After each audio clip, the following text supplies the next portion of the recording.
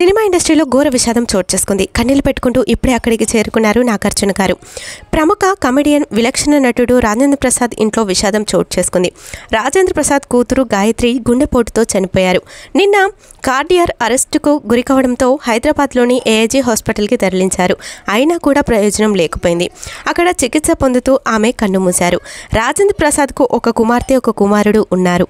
బిడ్డ మరణంతో వారి ఇంట్లో తీవ్ర విషాదం చోటు చేసుకుంది. గాయత్రి మృతిని తట్టుకోలేక రాజేంద్ర ప్రసాద్ కన్నీరు మున్నీరుగా విలపిస్తున్నారు.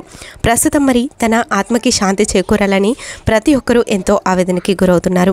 ఆమె గత కొంతకాలంగా అనారోగ్య సమస్యతో ఎంతో బాధపడుతున్నారట.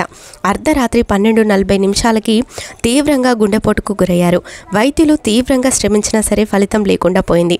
అయితే ఈ విషయం తెలిసి స్టార్ హీరోలు సైతం ఎంతో ఆవేదనకి గురవుతున్నారు. నాగార్జున గారు సైతం కొద్దిసేపటి క్రితమే తన ఇంటికి చేరుకొని మరి ఎంతో కన్నీళ్లు పెట్టుకున్నారట. ప్రస్తుతం మరి తన ఆత్మకి శాంతి చేకూరాలని ప్రతి ఒక్కరూ ఎంతో ఆవేదనకి గురవుతున్నారు. రాజేంద్ర ప్రసాద్ గారికి కూతురంటే ఎంతో ఇష్టమని తల్లి తల్లి నా చిట్టి తల్లి అనే పాట తన కూతురు కోసమే అన్నట్టుగా ఎంతో ఆవేదనకి గురయ్యాడు రాజేంద్ర ప్రసాద్ గారు. తనని చూసి అస్సలు తట్టుకోలేకపోతుంది సినిమా ఇండస్ట్రీ.